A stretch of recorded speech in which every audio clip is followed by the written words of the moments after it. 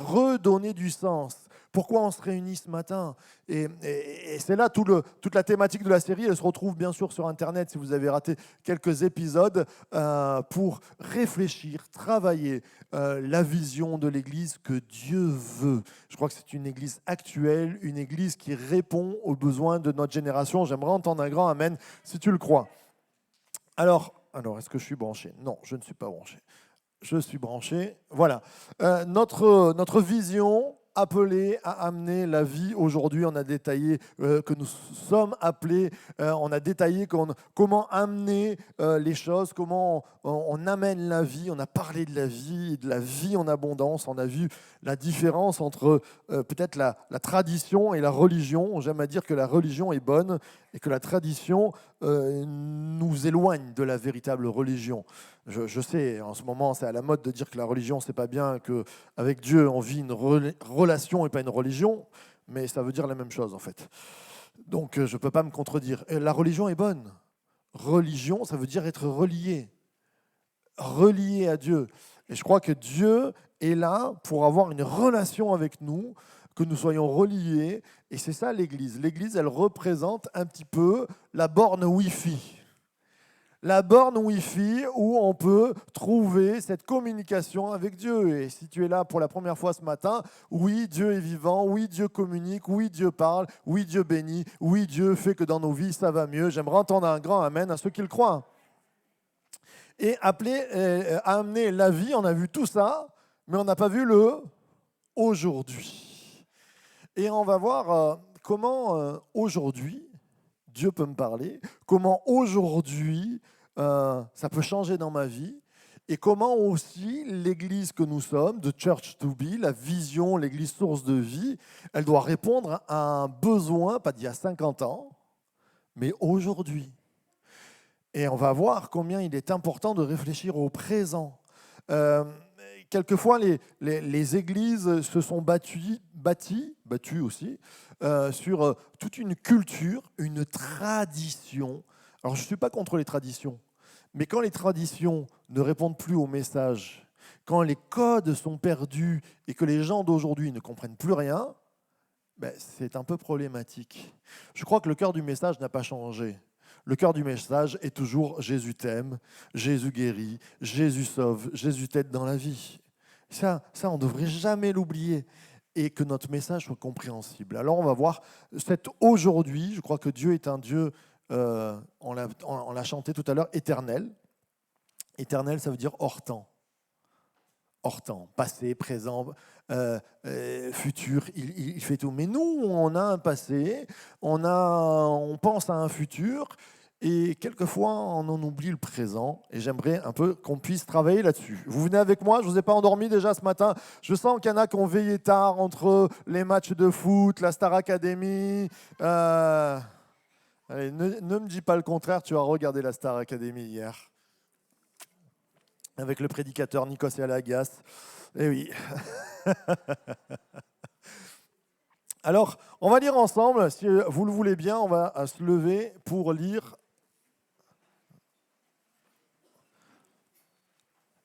la Bible.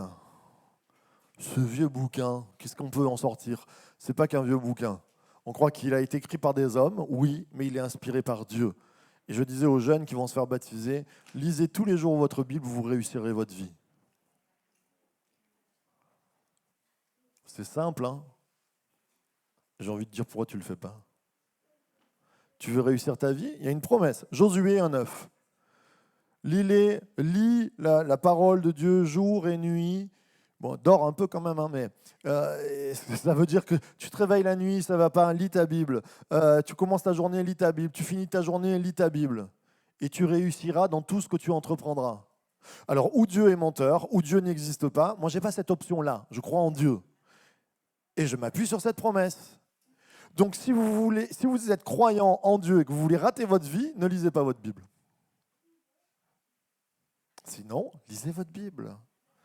Je suis de plus en plus percuté depuis cet été. Je sens qu'on va partir sur cette option. Ça, c'est mon cœur. Je n'ai pas demandé à Dieu, mais Je pense qu'en janvier 2023, on va attaquer la Bible comme il faut, la manger. On va essayer de faire un plan général pour que chacun d'entre nous, nous puissions tous lire la Bible. Alors je sais qu'il y en a, comme Jean-Pierre Picosson, il en est à sa 51e fois de lecture biblique. Alléluia, gloire à Dieu, tu es un modèle pour tous. On veut tous rentrer là-dedans, parce qu'il y a des sources de vie dedans. Tu veux réussir dans tout ce que tu entreprendras, lis ta Bible. Si tu n'as pas de Bible, on te l'offre ce matin. Tu vas voir Monique Picosson. Marielle, elle est là, Marielle? Ah ben voilà, Marielle. Et on t'offre la Bible. Tu viens au Point Connect. Allez, on va lire ensemble dans Matthieu 6. Matthieu, qu'est-ce que c'est? C'était un disciple de Jésus. Il a fait une biographie de Jésus. C'est ce qu'on appelle les évangiles, la bonne nouvelle autour de la vie de Jésus. Allez, on va le lire ensemble. Mais toi, quand tu pries, entre dans ta chambre et ayant fermé la porte ou ferme la porte, prie ton Père qui demeure dans le secret. Et ton Père qui voit dans le secret te récompensera. Et quand vous priez, n'usez pas de vaines redites comme ceux des nations ou des païens, comme on disait, ceux qui ne connaissent pas Dieu, car ils s'imaginent qu'ils seront exaucés en parlant beaucoup, beaucoup, beaucoup et beaucoup. Ne leur ressemblez donc pas, car votre Père sait de quoi vous avez besoin. Avant que vous lui demandiez, vous donc priez ainsi. Alors, je n'ai pas pris la traduction normale pour que vous ne soyez pas de suite dans la tradition du Notre Père, on le connaît par cœur. Non, c'est bien de changer de traduction. Notre Père qui est dans les cieux, que ton nom soit sanctifié, que ton règne vienne, que ta volonté soit faite comme dans le ciel et aussi sur la terre. Donne-nous aujourd'hui le pain qu'il nous faut. Ah tiens, c'est pas notre pain quotidien. Ben oui, on va travailler ça aussi. Remets-nous nos dettes, comme nous aussi nous remettons à nos débiteurs. Oh là là, nous on a souvent pardonne-nous nos offenses, comme nous aussi nous pardonnons. Ben, c'est intéressant. Ça veut dire que quand tu pardonnes pas, tu es en dette ou tu c'est très intéressant. Et ne nous induis pas dans l'épreuve, mais délivre-nous du mal. Car si vous pardonnez aux hommes leurs fautes, votre Père céleste vous pardonnera aussi à vous. Mais si vous ne pardonnez pas aux hommes leurs fautes, votre Père ne pardonnera pas non plus vos fautes. Amen, amen et amen. Vous pouvez prendre place.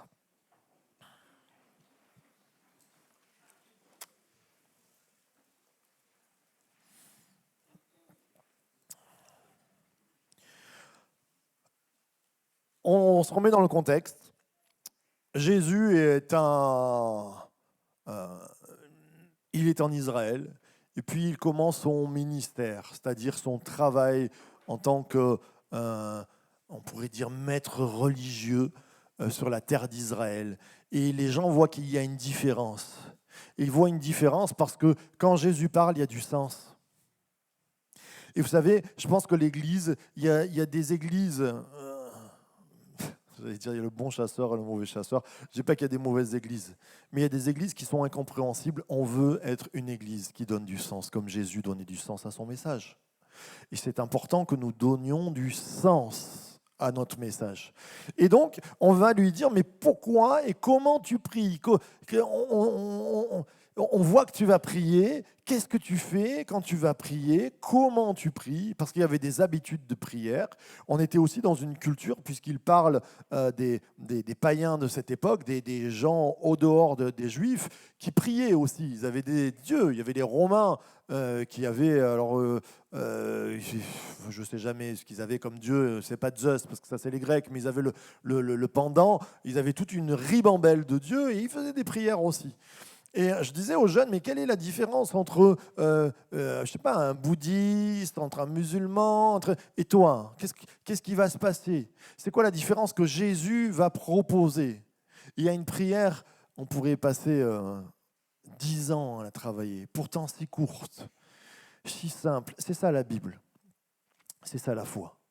La foi, elle est compréhensible par un enfant. Et ne dites jamais le contraire. C'est pas compliqué d'être croyant. C'est pas compliqué de connaître Dieu. C'est pas compliqué de recevoir les bénédictions de Dieu. C'est très simple. Nous, des fois, on est super compliqué. Mais Il y a des trésors quand on va fouiller la parole de Dieu et quand on grandit. Parce que, comme dit la parole de Dieu, quand on commence avec Dieu, on est au lait comme les bébés. Et puis on grandit. Et puis il y a de la viande, il y a du steak qui commence à arriver. Désolé pour les végétariens. Il y a des, je sais pas, il y a de la courge qui arrive. Il y a des choses un peu plus importantes à manger. C'est important ce matin qu'on puisse se pencher sur la vision de notre Église qui est amener la vie aujourd'hui. Je suis appelé à amener la vie aujourd'hui. Mais déjà, est-ce que moi-même, j'ai reçu la vie aujourd'hui? Est-ce qu'Enzo a reçu la vie aujourd'hui? Est-ce que Carole a reçu la vie aujourd'hui? Est-ce que Benjamin a reçu cette vie? Est-ce que tu la reçois aujourd'hui? Et j'aimerais voir avec vous, simplement, aujourd'hui, l'important, c'est le présent. Qu'est-ce que ça veut dire ça? Oui, on va le voir. L'important, c'est le présent.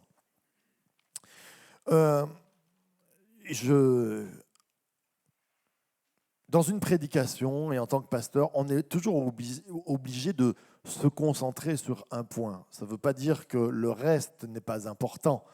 C'est que ce matin, on va se concentrer sur le présent et j'ai bien peur, quelquefois, que nous oublions le présent. J'ai bien peur, quelquefois, que nous soyons tiraillés, j'allais dire, entre le psychologue et le capitaliste.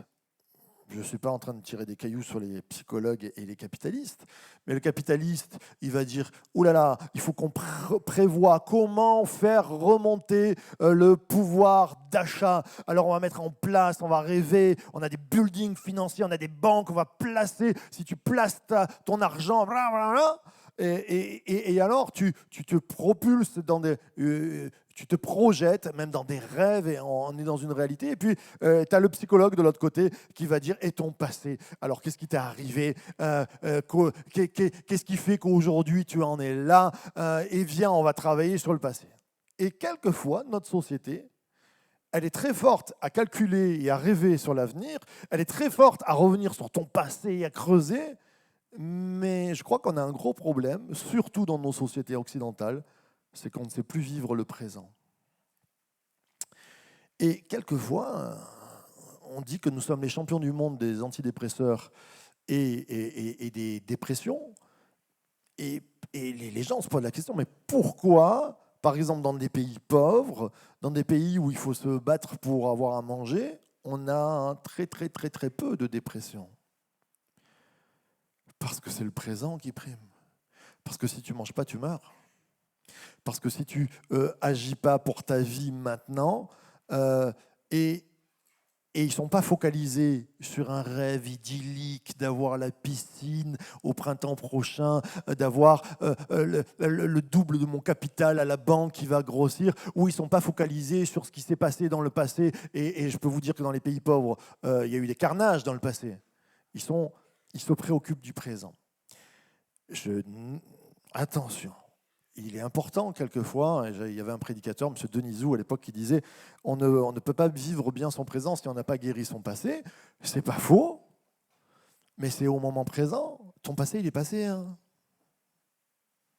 Ce qui s'est passé il y a 20 ans, c'est passé. Et ce qui va arriver dans 20 ans, c'est pas là encore. Et combien de fois dans nos sociétés, je crois qu'on devient terriblement mauvais parce qu'on ne sait pas s'occuper du présent, parce qu'on ne sait plus se lever, parce qu'on ne sait pas faire un pas après l'autre, parce qu'on est toujours dans la prévision ou dans le passé. Et nous avons besoin de comprendre une clé. Dieu est hors temps, mais tu as besoin de t'occuper de ton présent, tu as besoin de te mettre en marche. Je vous rappelle le psaume 1, les premières paroles que Jésus reprend, c'est le psaume 1, et il va dire « Heureux l'homme », qui est la même traduction, la même racine, le bonheur se trouve dans « en marche ». Tu pourrais le traduire par « en marche l'homme », comme l'a fait Chouraki, ou « heureux l'homme ». C'est-à-dire qu'aujourd'hui, il faut que tu te mettes en marche, et il est là ton bonheur. J'espère ne pas choquer ce matin, mais j'aimerais t'inviter à te dire les clés de ton bonheur, elles se trouvent maintenant. J'allais dire tout à l'heure, on va prendre une décision. Non, ce matin, on va prendre là, dans ce temps présent, nous allons prendre une décision. Je parle souvent des exemples, je parle souvent de mon papa, mais c'est très intéressant. C'est toujours un modèle que j'ai devant mes yeux. Il y a une grande différence entre moi et mon papa. Moi, je suis un rêveur à la base. Et j'ai grandi dans une société de rêve. C'est-à-dire, dans les années 60, ils n'avaient pas le rêve. Hein. On leur disait pas, oui, qu'est-ce que tu veux devenir quand tu seras grand? On leur disait, oh, faut amener la pitance, on est en train de te donner à manger. Alors à 14 ans, tu vas bosser, tu vas ramener quelque chose. C'était ça la réalité. Quand je parlais avec mon père, il me dit, mais nous, on a appris à travailler, quoi, avant de penser au plaisir. C'est intéressant. Nous, nos sociétés, on a appris à penser plaisir. Qu'est-ce que tu voudras faire quand tu seras grand et tout ça? Mais le présent, on ne l'a pas travaillé. Et c'est très intéressant parce que moi, des fois, sur, par exemple, comment refaire une maison, comment faire une voiture belle comme tu l'aimes, comment faire un truc, moi, je vais l'imaginer. Et je me dis toujours, tu peux penser à la chose. Et c'est dingue pour tous ceux qui ont fait de la maçonnerie. Quand tu dois faire un mur, par exemple, quand tu te l'imagines, c'est toujours rapidement fait.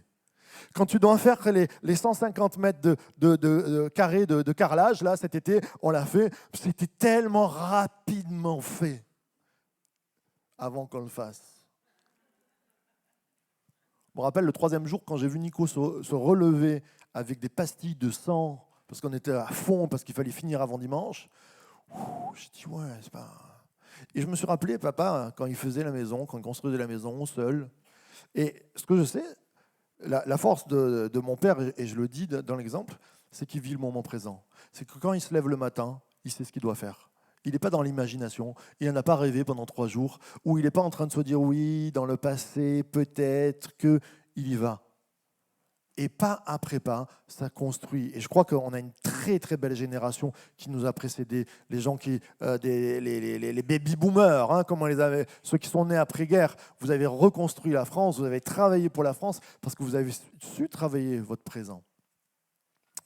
Et pour l'Église, c'était pareil. C'était pas que des rêves.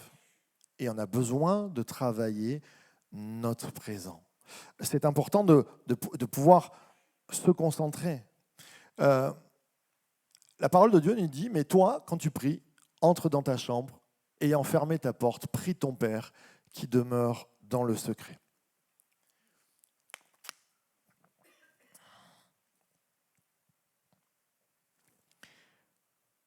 Oui, quelquefois, il faut connaître un peu notre passé pour savoir ce qui ne va pas.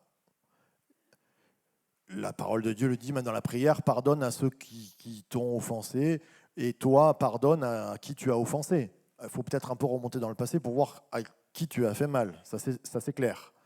Mais il n'y a pas meilleur moyen d'aller mieux que de se mettre en marche dans la prière. Il n'y a pas meilleur moyen pour réussir sa vie, et je le disais tout à l'heure, de pouvoir à un moment donné, chaque matin, se dire, quand je prie ton aujourd'hui, il se prépare dans ta chambre. Ton aujourd'hui, il se prépare chaque matin quand tu commences ta journée. Je sais qu'on peut commencer notre journée par plein de choses, comme être... je ne sais pas où j'ai mis mon téléphone, c'est bien, il est perdu à tout jamais. On peut être sur les téléphones, on peut être rempli de médias. Et comme je le dis, essayez pendant une semaine de mettre votre téléphone, je sais pas, dans le salon et pas dans votre chambre et de vous réveiller autrement, avec un vieux réveil peut-être. Mais que votre premier temps soit tourné vers Dieu. Et vous allez voir comment ça va changer votre aujourd'hui. Ce matin, quand je me suis levé, Marc Ambrogio, qu'est-ce que j'ai fait? J'ai lu ma Bible. Et ceux qui me connaissent savent où je l'ai lu. Proverbe 27. Parce que tous les dimanches, Marc Ambrogio prend le proverbe du jour. Aujourd'hui, on était le 27. C'était très intéressant. Il y a d'ailleurs un verset sur les femmes querelleuses qui est intéressant. Je vous irai voir. Le proverbe, c'est toujours quelquefois comique. Mes frères et sœurs, mais toi, quand tu pries, entre dans ta chambre. Ferme ta porte. C'est une action de maintenant. Quand tu pries, pas quand tu prieras. pas quand tu as prié. Des églises, des fois, se sont bâties sur la gloire de l'antan, les chaises du réveil. Et moi, une fois, quand j'ai prié, il y a eu une guérison, et puis il y a eu des baptêmes du Saint-Esprit. Je ne vais pas vous prêcher l'évangile que j'ai prêché à Paris il y a 12 ans, où j'avais un groupe de jeunes. Non, c'est aujourd'hui que ça se passe. C'est ce matin, c'est Église Source de Vie. Ce matin, je priais pour toi, et ce matin, je prie encore, et je prêche la parole pour qu'il se passe quelque chose maintenant. C'est pas les temps, c'est pas parce qu'il y a un mois on a vécu des temps bénis qu'on va les passer ce matin si on ne sait pas prendre ce temps d'aujourd'hui, ce temps. Et ce matin, je vais t'appeler à te réveiller. Je vais t'appeler à dire c'est ton église, c'est ton moment. Tout à l'heure, on va avoir un temps de louange priée, je vous annonce. Vous savez, ici à l'église Source de Vie, on aime chanter. Puis on aime aussi prier. On aime prier c'est quoi la louange? Remercier Dieu. Et c'est vrai qu'on a des belles voix, on a des stentors, comme on dit, on a des Enzo, quand ils prient, aïe, aïe, aïe. Vous savez, avant, il y avait une dalle. À force de prier, la dalle, elle s'est écroulée tellement ils ont des voix. Je plaisante. Mais on ne veut pas être toujours les mêmes à jouer. L'équipe A qui prie et puis les autres. C'est ton église, c'est ton moment. Tout à l'heure, je t'inviterai et je vais inviter tous ceux qui ont prié, qui ont loué le Seigneur les dimanches matins depuis un mois à se taire. Ce ne sera pas votre matin. Désolé Enzo. Désolé Marc. Mais ça sera aussi ta place, ta position. Parce que c'est important qu'il n'y ait pas 10 qui soient dans l'aujourd'hui. On doit tous être rentrés dans l'aujourd'hui. On doit tous manger. On doit tous bénir Dieu. Alors toi, quand tu rentres dans ta chambre, ayant fermé la porte, ferme la porte à ton passé. Ce matin, j'ai envie de te dire, ferme la porte à ton passé. Et on va le voir ensemble. Parce que le passé, quelquefois, il vient nous grignoter, il est rempli de peur, il est rempli de frayeur. Et Dieu dit, c'est ton moment, c'est ton aujourd'hui, ferme la porte à ton passé. Ferme la porte peut-être aussi à des pensées, à tes rêves pour un moment. Construis ton rêve à partir d'aujourd'hui. Aujourd'hui, l'important, j'ai dit, de YHWH, ce n'est pas une marque de cosmétiques. C'est ce qu'on a chanté tout à l'heure. Yahvé. Yahweh, Yahweh. Vous ne savez pas ce que c'était? C'est le nom de Dieu. Traduit en français par éternel. Celui qui était, qui est, qui sera. OK? Il était dans le passé, il est éternel, il est hors temps. Pourquoi je dis de Yahvé au Père? Parce que la grande, et je vous l'ai déjà appris, mais je vous le répète, quand on va poser la question à Jésus, mais comment on prie, comment tu pries qui? Dans l'Ancien Testament, à l'époque des Juifs, on avait le nom de Dieu YHWH, mais on ne savait plus le prononcer. D'ailleurs, aujourd'hui encore, les Juifs n'osent pas le prononcer, ils ne savent pas comment le prononcer. Tu dis jamais à un Juif, chante Yahweh avec moi, hein, il te tire un caillou. Quand ils lisent la Bible, quand ils arrivent à ce mot-là, YHWH, ils disent Adonai. Ils disent Seigneur. Ou alors ils disent Hachem, le nom. C'est sacré. Et quand on pose la question à Jésus, le sacré, comment tu t'en approches, comment tu fais pour prier, comment tu fais que ça va changer dans ta vie, on s'attend à ce que Jésus, il dit quoi? Le Seigneur, il dit El Shaddai, le Dieu Tout-Puissant, il dit le Seigneur qui guérit, El Rapha.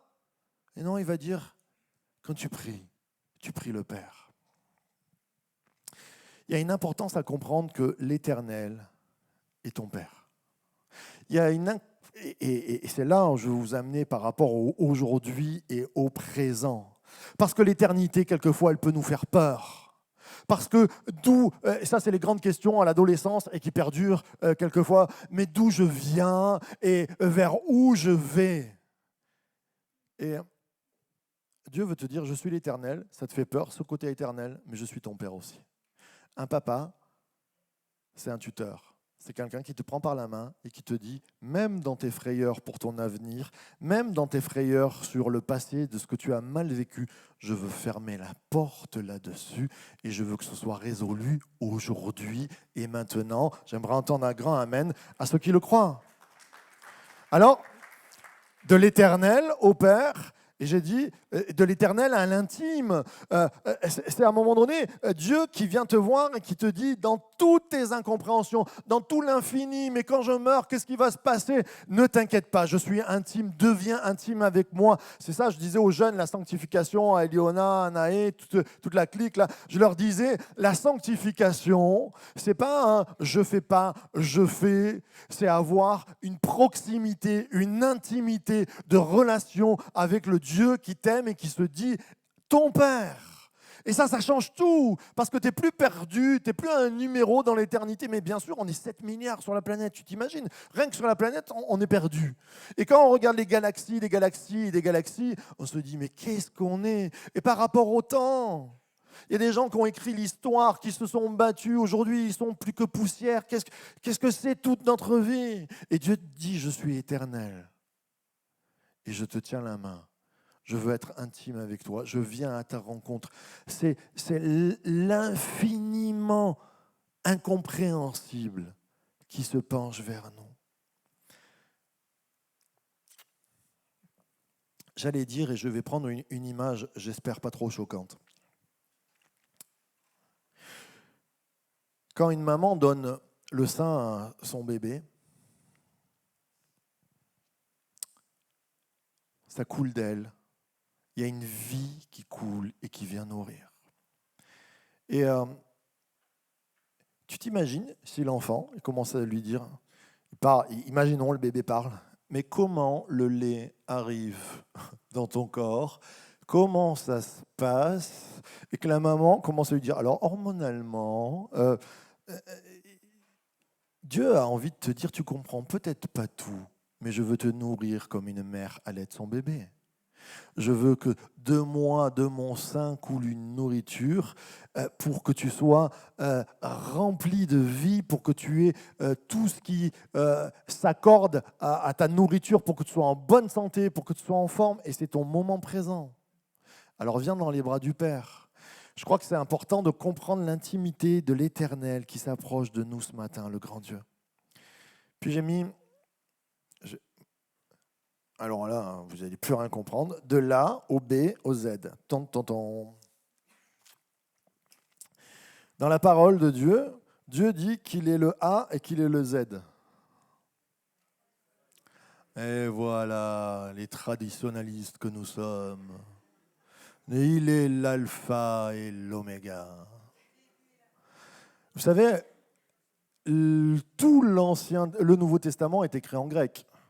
Donc nous, on a voulu faire les malins et on a traduit juste cette partie-là en disant il est là, mais tout est en grec. Alors ou on le lit tout en grec, ou alors on traduit tout en français. Et quand il est dit il est l'alpha et l'oméga, c'est juste marqué il est le A, il est le Z. Donne du sens à ce que tu dis. Parce que combien de fois j'ai des personnes et je pense à eux ou alors on en parle et ils me disent c'est quoi il est l'alpha et l'oméga? Il a une marque de voiture, il a une Alfa Romeo, il a une Opel Omega. Ou alors il est Oméga, il est Omicron, il nous parle du coronavirus. Donne du sens à ce que tu dis. Nous, on est des chrétiens, il est l'Alpha et l'Oméga. Ça fait mieux, c'est sûr. Si tu dis il est le A et le Z, de suite, ça passe moins bien. Mais il est le A et le Z. En hébreu, il est le Aleph, il est le Tav. En grec, oui, il est l'alpha et l'oméga. Le premier, le dernier. Et moi, au milieu, je suis le B. Pourquoi je vous parle de ça? On a vu avec les étudiants, et des fois on se fait des coups entre nous. La première lettre la première lettre dans la Bible, ce n'est pas le A. La Bible ne commence pas par un A, et pourtant elle aurait dû.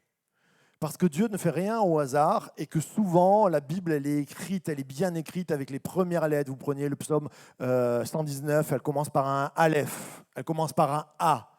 Et Dieu n'a pas voulu que la Bible commence par un A. Pourquoi? Parce qu'elle parle d'une relation d'intimité avec nous. Elle a commencé par un B. Parce que, et c'est ce mot Bereshit, au commencement, et ce B, ça nous parle de nous. Dieu est en train de dire, il y a une intimité que je veux avec toi, et je commence l'histoire pas par moi, Je commence l'histoire par toi. Comme un parent, un véritable parent qui aime son enfant, il va se priver de manger pour donner le meilleur à son enfant. Quand il va se mettre en souci, ce n'est pas le souci de sa vie, c'est le souci de son enfant. Et le souci du père, et il commence la Bible par ce B, par ce Béréchit, alors qu'il aurait pu commencer par son Aleph. Mais ce que ça veut dire aussi, c'est que moi, je suis peut-être perdu dans tout ce monde. Et je me dis l'éternité, et mon passé, et mon avenir. Et Dieu veut me dire, tu es le Béréchit, tu es au commencement, tu es le B. Mais je suis avant ton B. Je suis ton Aleph, je suis ton Alpha, je suis ton A. Je suis ton passé. Et tu n'as pas besoin de te soucier de ton passé. C'est là où je veux vous amener. Et des fois, on se triture le cerveau, ou alors on veut revenir à notre passé en disant c'était glorieux, c'était magnifique. Mais le passé appartient à Dieu. C'est ton présent, c'est ton commencement, c'est ton Béréchit, c'est toi, c'est ton moment, tu es dans le B. C'est lui le alpha. Et c'est lui ton oméga. Qu'est-ce que je vais faire pour demain? Qu'est-ce que je vais manger? Alors, dans les années 70, 60 aussi, on était comme ça. On fait comme l'oiseau, sa vie, un oiseau. Tu sais, on croyait que les oiseaux, ils buvaient à la rivière, ils piquaient des fruits. Et nous, on allait faire pareil, accompagné de quelques produits illicites, ça passait mieux. Et puis, mais tu as déjà vu un oiseau? Un oiseau, ça travaille, hein. Ça creuse la terre pour aller chercher sa nourriture, ça se nettoie, ça construit son nid, fait comme l'oiseau, travaille aujourd'hui. Et à un moment donné, Dieu nous dit, ton commencement, il commence pas après pas. Ferme la porte de ta chambre, ferme la porte à tes soucis, ferme la porte à ce qui te prend la tête, à comment tu vas vivre demain. Cet avenir, la France va mal, c'est la fin de l'insouciance, c'est la fin de l'abondance. Et Dieu te dit, si je te dis que je suis un Dieu d'abondance, je suis ton oméga. Ne commence pas à te prendre la tête sur demain. À chaque jour, dit la parole de Dieu, suffit sa peine. Aujourd'hui, c'est ton présent. Aujourd'hui, tu as ta victoire. Aujourd'hui, tu as ta guérison des meurtrissures de ton passé. Aujourd'hui, tu as ta réponse pour ton avenir. Il est ton oméga, il est ton Z, il est ton A. Et toi, tu es le B et tu n'as qu'à lui faire confiance. Et du B, tu vas passer au C, au D, jusqu'à l'oméga. J'aimerais entendre un grand amen, un applaudissement à celui qui veut faire toutes choses en nous. Il est l'Éternel, et je dis, il y a une distorsion du temps. Un jour, dans la parole de Dieu, il y a marqué « racheter le temps ». Comment tu rachètes le temps? Comment tu fais, Chantal? Ton passé, il est passé. Comment tu veux racheter le temps? Le temps, il est passé. On dit le temps, c'est de l'argent. Eh bien, Dieu se permet, puisqu'il est éternel, de tordre, de faire des distorsions dans le temps à ceux qui lui appartiennent. Je ne suis pas en train de tomber dans un côté mystique. Je parle juste de ce que Dieu fait. Quand Dieu fait un miracle, il tord le temps et les circonstances. Et je crois encore au miracle aujourd'hui et maintenant. Une distorsion des circonstances et du temps. Josué doit aller combattre. Il dit, on ne va jamais pouvoir finir la bataille si le soleil se couche maintenant. Et il prie Dieu et il dit, fais quelque chose pour nous. Et Dieu se permet une distorsion de temps. Il nous a dit que l'ombre du soleil est reculée. Vous allez me dire, mais ça c'est impossible. Ben, moi je crois que c'est possible parce que Dieu agit encore aujourd'hui, que je le vois. Il y a de ces passages où, à un moment donné, le temps est racheté.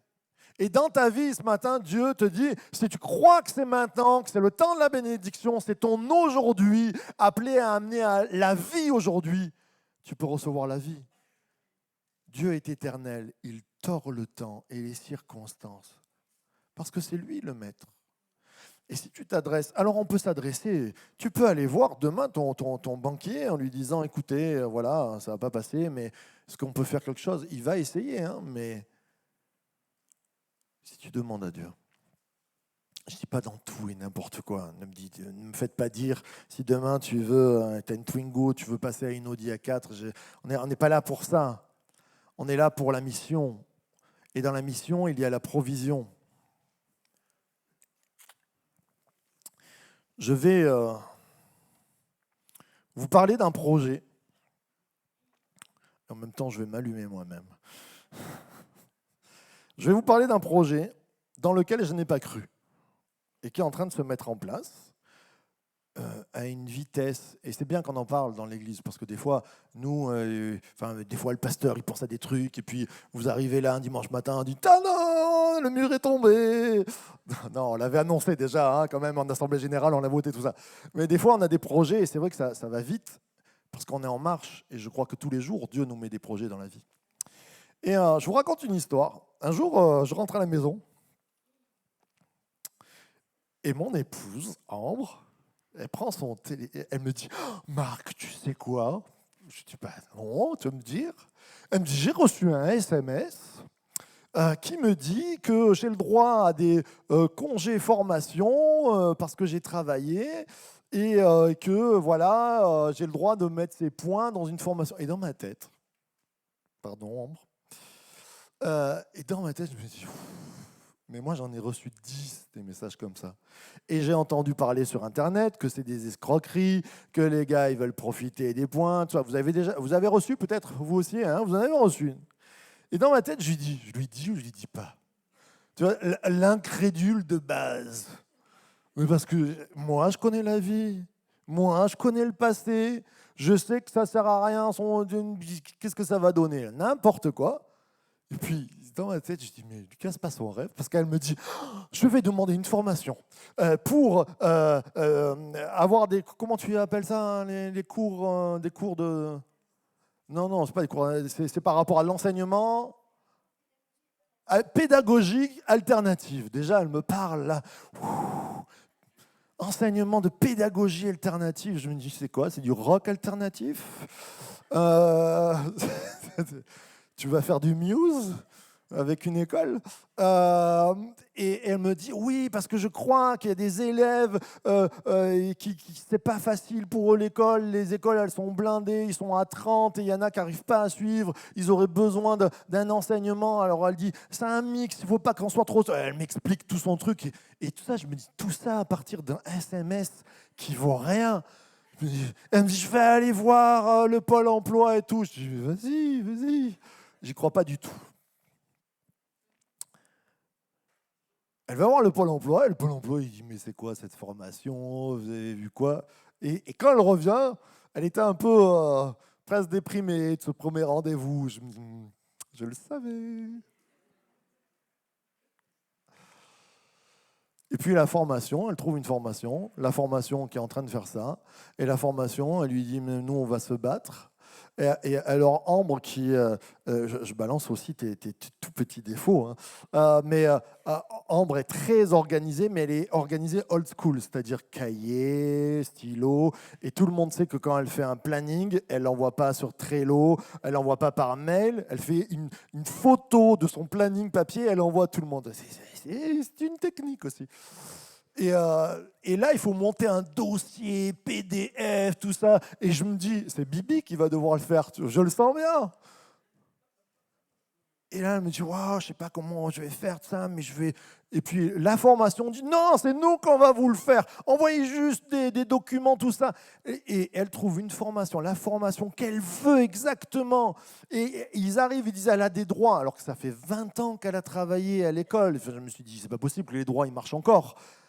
Et un jour, elle arrive, elle me dit, ben voilà, j'ai eu mon rendez-vous avec le Pôle emploi, ma formation, elle est acceptée, et je vais être formée à partir de janvier, et on va pouvoir monter peut-être une école alternative avec Zoé, et on va pouvoir bénir des enfants qui sont en problème scolaire, et tout est en train de se faire, et je crois que Dieu a tordu le temps et a fait une distorsion dans le temps.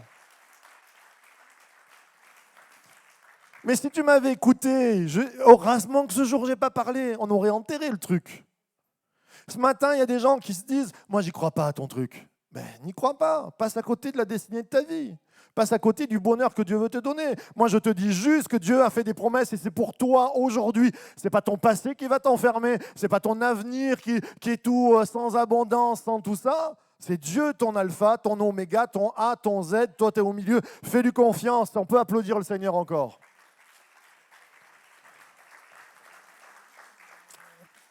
Jésus, la réponse pour aujourd'hui. Donne-nous aujourd'hui le pain qu'il nous faut. Ah, merci, Monsieur Darby, d'avoir traduit comme cela. Si vous n'avez pas la Darby, moi j'en avais une, je l'ai donnée à quelqu'un, mais je vais en recommander une. Elle est précieuse, cette traduction. Elle est vieille. Elle n'est pas pour lire aujourd'hui, j'allais dire. Mais elle est bien pour comprendre quelquefois certains versets pour aujourd'hui. On a grandi dans la tradition de « donne-nous aujourd'hui notre pain ». Ah, c'est vrai. Et même qu'il nous faut, c'est un peu compliqué. La traduction, en fait, c'est un mot, on appelle ça, je crois, napax. On le retrouve une fois dans la Bible. Et c'est un mot qu'on n'arrivait pas à traduire. Alors, on a, premier qui a traduit, il a dit « Donne-nous aujourd'hui notre pain de l'avenir ». C'était un peu compliqué. Certains ont dit « Donne-nous aujourd'hui notre pain qu'il nous faut ». Et puis après, on est resté sur « Donne-nous aujourd'hui notre pain quotidien », c'est-à-dire une répétition de « Donne-nous notre pain, donne-nous aujourd'hui notre pain d'aujourd'hui ». Ce qui n'est pas ça. En fait, le mot, c'est « hyper substantia », d'une substance au-dessus. Et c'est quand même différent.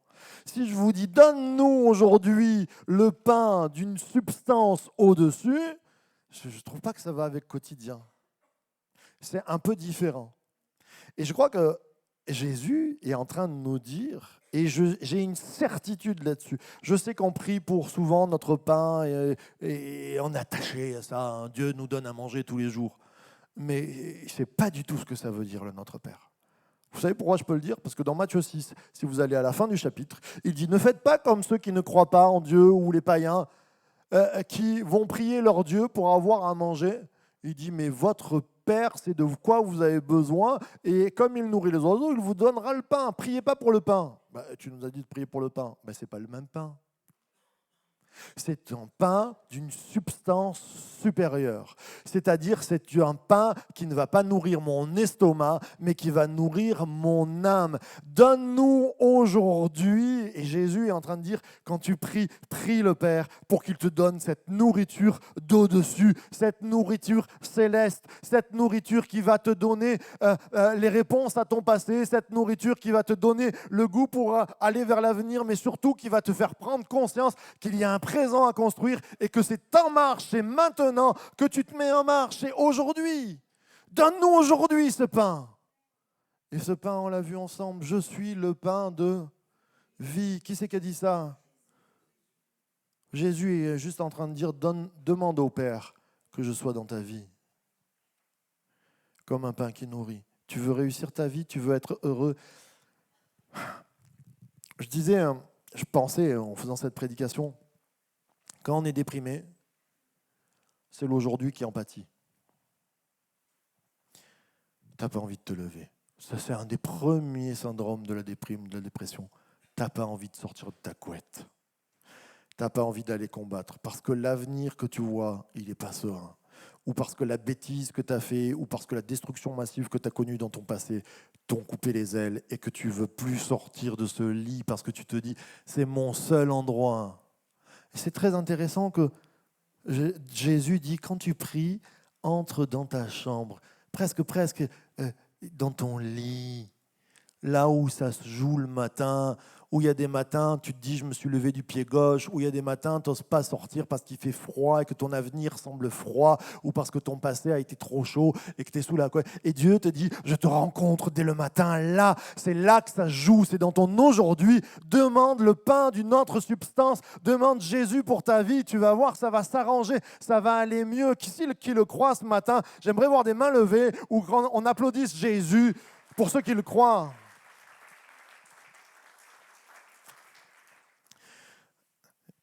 Désolé pour cette prédication peut-être qui se rallonge. Oh, si ma fille de 11 ans en 6e peut écouter son prof de maths pendant 1 heure, on peut écouter la Bible pendant un petit peu. C'est vrai, hein? Des fois, je dis, ah non, mais une prédication, c'est trop long. Et, ouais, rappelez-vous quand vous étiez en 6e, c'est vrai, c'était long les cours de maths, mais c'est 1 heure, quoi. Est-ce que je ne suis pas prêt à passer 1 heure près de pour étudier la Bible, pour apprendre, pour être convaincu que dans ma vie, ça peut se passer aujourd'hui. C'est ton moment ce matin. Si tu le décides, c'est ton présent. Jésus, la réponse pour aujourd'hui, pour nous-mêmes, mais Jésus aussi la réponse. Allez, Jésus la manne, il est celui qui nous nourrit au quotidien. Jésus au bon moment. Vous savez, quand Jésus est venu pour un nom aujourd'hui, il y a 2000 ans, qui était au bon moment. Jésus, quand il arrive, il est toujours au bon moment. Il serait venu 500 ans avant, ça n'aurait pas été le bon moment. Il serait venu 500 ans avant, c'était les guerres frontales de tous les côtés.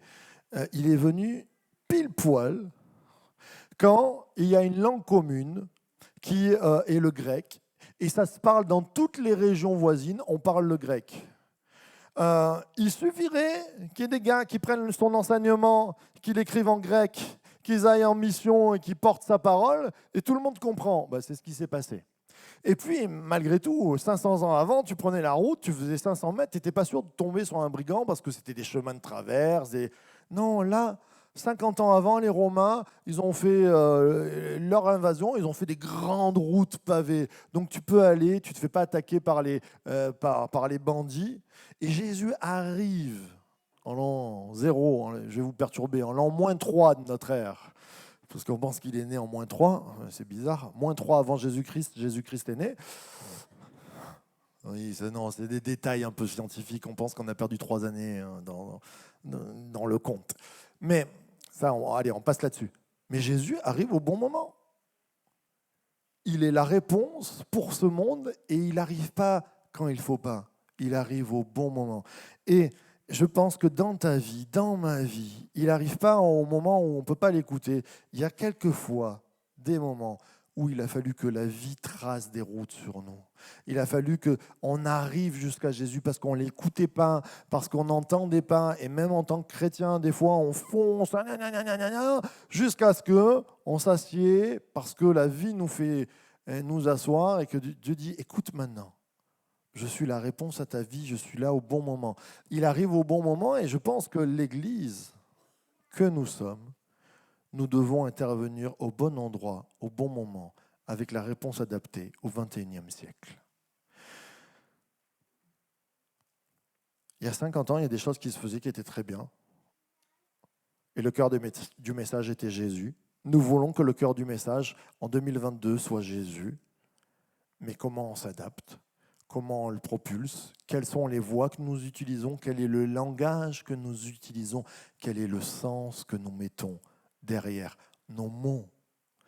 Et il est important dans une génération, je crois, aujourd'hui les jeunes ont besoin de sens. Elle est belle cette génération d'ados, de jeunes qui se lèvent, ils ont besoin de comprendre. À chaque fois, ils posent ce pourquoi, comment, c'est quoi ton histoire ? Qu'est-ce qu'on va leur dire ? Alléluia, exaltons le Seigneur, glorifions. Ils vont rien comprendre. Non. La chose à savoir, c'est qu'aujourd'hui, tout peut changer pour toi.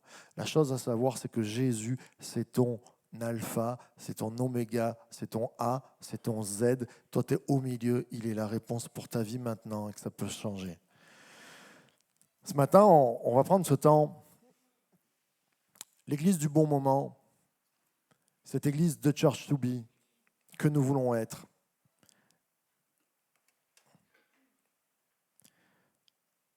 Elle n'avancera pas si elle ne sait pas se positionner aujourd'hui. Je crois qu'on a un défi, on a un gros défi. C'est très compliqué de ne pas se perdre en diluant le message parce qu'on veut s'adapter.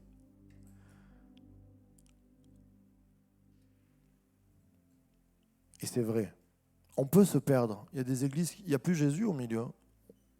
Ils ont tellement voulu se moderniser. Moi, mon message, il n'est pas moderne. Mais comment tu l'amènes ? Je veux donner du sens pour ma génération. Je ne sais pas comment on le fera. On le fait de toute façon, de toute manière, pour que cette église soit chaleureuse, pour que cette église reflète le cœur de Dieu.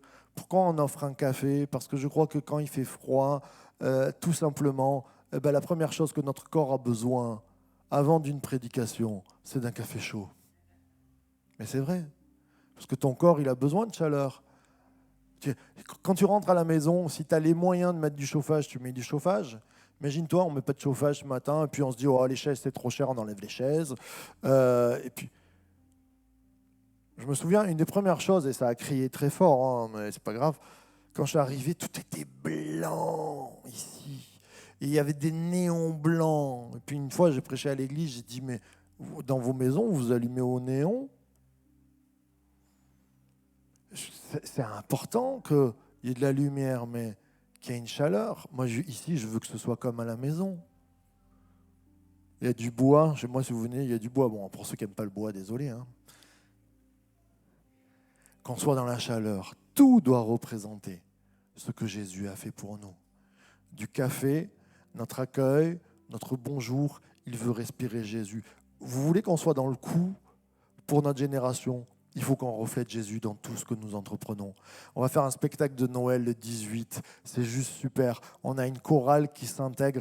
Il y a Johanna qui donne des cours avec une belle chorale. Il y a des gens qui sont venus juste là pour faire la chorale. Puis on leur a dit, on va faire une fête. On va chanter du gospel. On va chanter Jésus. Ils découvrent que Jésus, c'est chantant. Ils découvrent que Jésus, ça donne la joie. C'est ça, notre Église, elle veut fêter Noël, elle veut fêter la venue de Jésus, pas comme ça, oui, c'est triste, tout ça. Non, il y a de la joie. Quel est le sens que nous mettons? Ce matin, le but de ma prédication, là où je veux t'amener, c'est que c'est aujourd'hui que ça se décide. Si nous voulons être la réponse pour ce monde, comme je le crois, et j'en suis persuadé, et je crois que l'Église grandit parce que vous trouvez ici une réponse à vos questions, vous trouvez en Jésus une réponse. Nous, premièrement, les responsables de cette Église, on a besoin de notre Jésus, de notre pain quotidien. On a besoin de ce pain, d'une autre substance qui vient arroser nos vies. Et quand tout à l'heure, je vais demander à ce qu'on se lève, je crois que les premiers à se lever, ça devrait être les croyants qui disent « Seigneur, j'ai besoin de ton pain au quotidien. J'ai besoin de m'attacher à ta parole parce que moi, je suis une réponse du passé ou je suis une réponse rêveuse. Mais grâce à toi, je vais pouvoir amener une réponse pour aujourd'hui à ma génération. » Vous voulez vous engager avec Dieu, vous voulez aller mieux, mais demandez à Jésus. Demandez le pain. Tout à l'heure, on va prendre la Sainte Seine, et ça, c'est hyper important. Quand tu prends le pain et le vin, c'est ce pain d'une autre substance, et dire Jésus, viens mettre ta vie en moi. Et puis, ce matin, il y a peut-être des personnes qui viennent pour les premières fois ou qui n'ont pas tout à fait la foi, qui ne se trouvent pas. J'ai envie de dire, essaye Jésus. Adopte Jésus. Prends Jésus dans ta vie. Tu es perdu au milieu de ton passé, au milieu de ton avenir, tu ne sais pas où tu vas, tu as peut-être même peur de la mort. Moi j'ai dit, j'ai pas peur de la mort parce que je sais que mon oméga, mon Z, mon tav, ma fin, c'est lui mon éternité. Il y a peut-être des choses qui ont brisé ton passé, et ce matin, je ne vais pas te les rappeler, je vais te dire, ton passé, il veut s'en occuper parce qu'il est la réponse aujourd'hui. On pourrait se lever ensemble.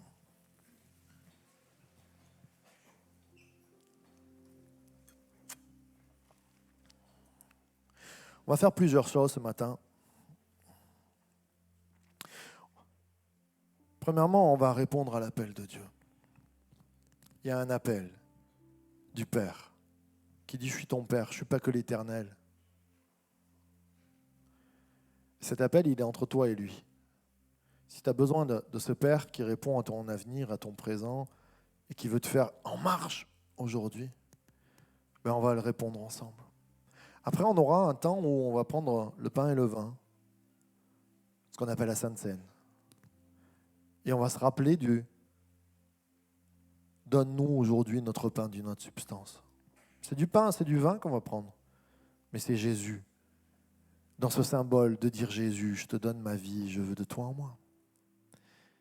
Et puis on va avoir un temps aussi de remerciement collectif où plusieurs vont pouvoir prendre place. Et comme je dis, ce n'est pas les habitués ce matin, mais j'aimerais que ce soit des nouvelles personnes qui puissent dire une prière de remerciement à Jésus. Parce que c'est ton aujourd'hui, c'est ton Église, c'est l'Église d'aujourd'hui. Tu en fais partie. Alors j'aimerais déjà premièrement faire l'appel. Je parle à tous ceux qui découvrent que Dieu peut interagir dans leur vie, qu'il peut changer leur présent, qu'il peut construire leur présent pour un avenir meilleur, qu'il peut consolider, guérir leur présent pour effacer le passé. Si tu as besoin de Dieu et je ne regarde pas, et personne ne regarde, c'est entre toi, c'est l'intimité avec Dieu, mais comme un signe, parce que je sais qu'il est là, tu lèves ta main devant lui, tu dis j'ai besoin de toi, s'il te plaît. Je veux donner une chance à Dieu peut-être ce matin. Je lève ma main en disant si tu peux faire quelque chose, fais-le maintenant. Puis je parle aussi à des croyants qui tournent en rond, qui n'avancent pas, qui ont besoin de se ressourcer. On n'est pas une église traditionnaliste, loin de là. On est une église pour répondre aujourd'hui. Et si tu as besoin de sortir de tes travers, si tu as besoin de sortir du désert, si tu as besoin d'aller dans la mission, parce que c'est dans la mission que tout s'arrange, alors lève la main devant Dieu et dis Seigneur, je réponds à ton appel. Et puis je fais un dernier appel à une église qui se lève et qui a déjà la vision, mais qui se dit on a besoin de toi, Jésus. Et moi, le premier, en tant que pasteur, je lève la main, je dis j'ai besoin de ce pain d'une autre substance. J'ai besoin de toi, Jésus. Je lève ma main devant toi. Alors qu'on a les mains levées, on est devant Dieu, on va prier ensemble, je vais prier, on va faire une prière commune, on va s'adresser au Père. Et on croit que le Père agit dans tous les besoins que nous avons ce matin. Notre Père, nous sommes devant toi. Je te prie pour celui qui vient pour la première fois comme celui qui est habitué à ta présence. Mais nous ne voulons pas nous habituer à toi. Nous voulons dire c'est comme le premier jour. Je lève ma main avec passion devant toi. Notre Père, on a besoin de ce pain, d'une autre substance. On a besoin de ce Jésus. On a besoin que tu agisses. On a besoin que tu changes notre vision. On a besoin de sortir des travers de notre passé. On a besoin de sortir de nos illusions de l'avenir. On a besoin de toi présentement, Seigneur Jésus. Remplis-nous de ta présence. Nourris notre âme comme une mère allaite son enfant. Merci de ce que tu fais. Et dans la présence de Dieu.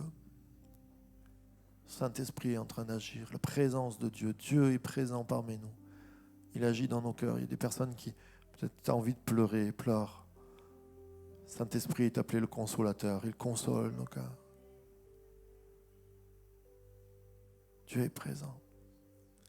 On a l'habitude de prier en tête à tête, là, dans nos moments d'église. C'est une famille, on n'est pas là pour se regarder.